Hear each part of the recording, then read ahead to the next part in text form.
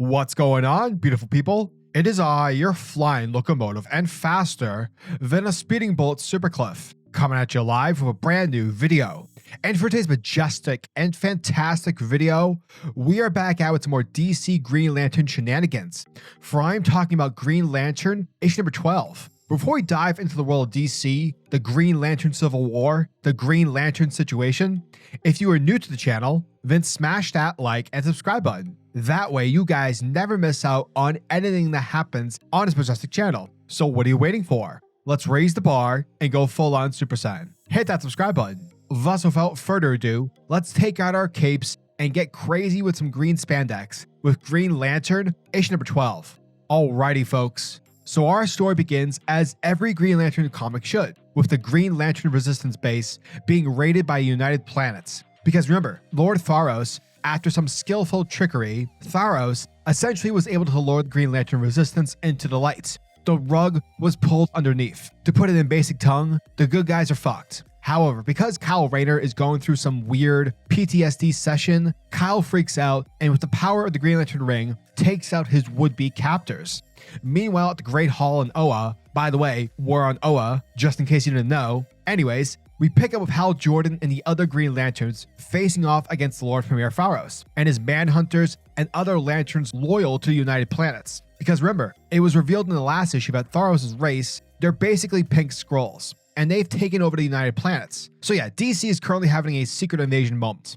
Now, unfortunately, as the battle continues to play out, Green Lanterns are falling. Lanterns are getting captured one by one, the heroes are getting punched in the mouth. And so seeing that he's fucked, Hal has no other choice but to retreat. But unfortunately, it's to no avail. Hal has no chance. But just when that last spark of hope is about to diminish, reinforcements arrive in the form of Carol Ferris. That's right, people. Carol, at the end of the previous issue, was offered the Starfire ring, meaning rather than marrying his stiff of a nerd, fiance, a man who has zero personality.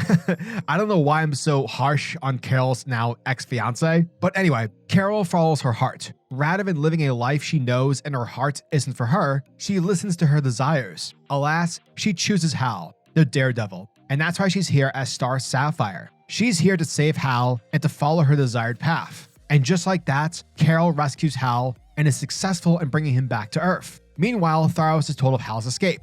And let's just say that DC's Skrull villain ain't too happy. And so given that he's not someone willing to tolerate nonsense, or that of failure, the pink dude pulls a Joker move from the Dark Knight and forces his Lanterns to fight to the death. The one who lives continues to serve the United Planets. Picking up in the island nation of Gamara, Amanda Waller gets a call from Tharos himself. And given the two have worked together in past issues in Action Comics, Tharos is turning a blind eye to the current House of Brainiac situation and the galactic geopolitical disruption it's causing, Tharos is calling in for a favor. And what is the favor, you said viewer are asking? Well, it involves the Suicide Squad, taking out HalJordan, to which we see both him and Carol at Hal's mobile home get attacked in full force. They are attacked by the Suicide Squad.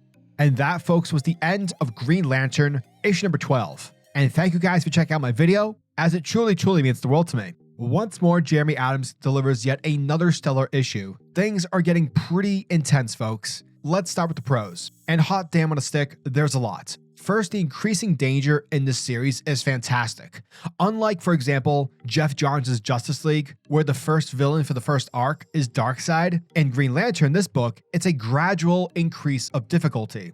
Hal isn't fighting Parallax on page 1. He's dealing with a lot of issues. His personal life of Carol, the guilt over the death of Kilowog, and the revealing threat of Tharos and his abilities that have taken over the United Planets. Yes, Hal is outmatched on a physical scale, but from a sense of hope, he's 1000% overwhelmed. And that's great writing. Yes, a character can have challenges on a physical level, but in terms of self-belief, the ability to keep going, not to give in to doubt, to not give in, that's insanely relatable. But it's also arguably much more powerful in storytelling than it is the physical aspect. It's difficult to defeat. So yeah, I appreciate the time Adams is investing with the surrounding threats, avoiding the temptation of using characters like a Parallax, Sinestro for every single arc, Black Hand. He's able to think outside the box and use human emotion to drive the struggle forward.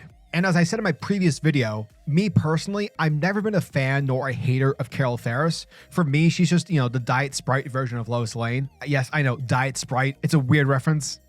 Not successful, but anyways, she fits the mold for her hero romance, but she's always lacked character. In this series, it's like steps on a staircase. Her character's been gradually growing step by step, issue after issue. The character work she is given, her having actual agency, and not just shown to be, complaining because, according to the Silver Age comics, women can't make choices and should always be complaining. Obviously, there's no reason to suggest that the Silver Age writing of women was something to be found in JeremyAdams' Green Lantern book. Even though that, we're in a different age and we knew that was not going to be the case, it's just nice seeing, Carol being an actual character. So yeah, overall, if you're a fan of Green Lantern, a fan of HalJordan, if you enjoy stories that are large in scope, but are executed in a more personal level with its characters and the story, JeremyAdams' Green Lantern is for you. So yeah, as always, I'm a majestic sailor over at SuperCliff, and if you guys are new to the channel, then do me a solid by smashing that like and subscribe button, and also the notification bell so you'll never miss out on an upload, and so you'll always be kept up to date with your favorite top tier comics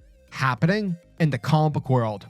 Now tell me, what are your thoughts and opinions on this issue? Are you guys excited for issue number 13? Let me know down in the comment section below. And until the next video, peace. Giggity goo.